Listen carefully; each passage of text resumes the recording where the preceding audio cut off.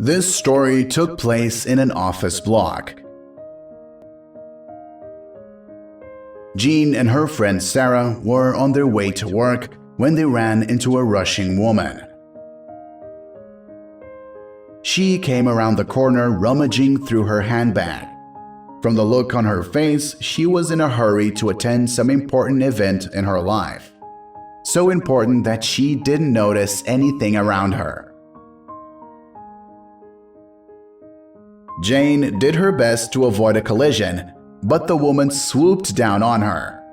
Jane's coffee spilled over the lady's snow-white blouse, and some of it landed on the rolled-up rolls of paper she held under her arms.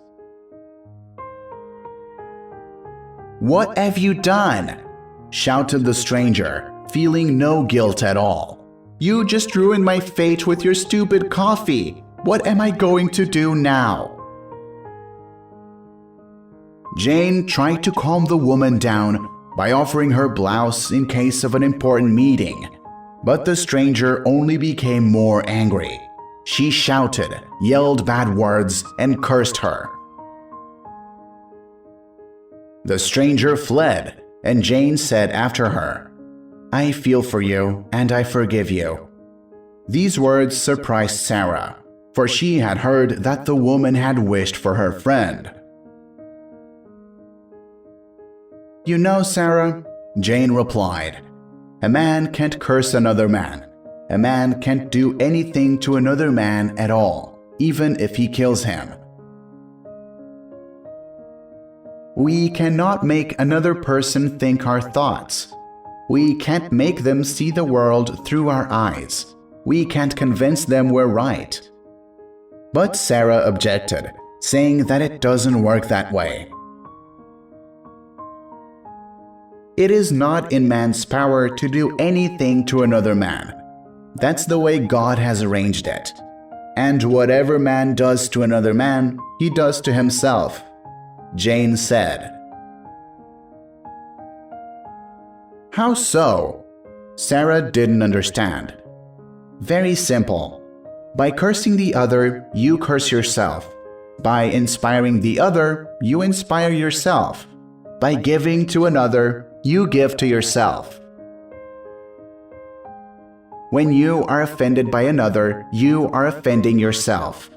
That's the law of the world, and sadly, it works both ways. So, if you've forgiven her, you've forgiven yourself? Asked Sarah. Jane only nodded, smiling. I wish I could forgive her too, really, said Sarah. Then you need to realize that forgiveness is a delight, smiled Jane. Sarah couldn't believe her ears and asked again, forgiveness is happiness? The joy of love is when you can laugh and say, thank you for what you did for me. If you want to, you can do it to me again. You can do this for me as many times as you want, and even more, and every time I'll say thank you.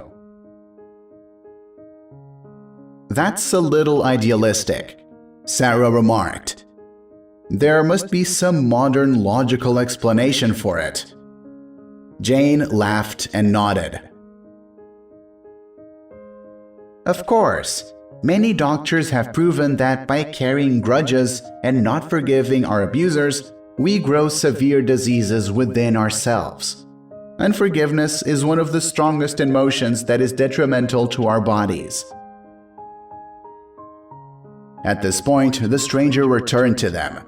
She apologized and asked if the offer of a clean blouse was still valid. Jane smiled and replied that yes, she had a spare in her office closet. And the woman's presentation was saved by cutting off the not-so-informative part. And all was resolved, and Jane and Sarah made a new friend. Learn to forgive. Learn to let go of the weight of resentment in your heart. And life will become easier, and life will be better. Forgive and love.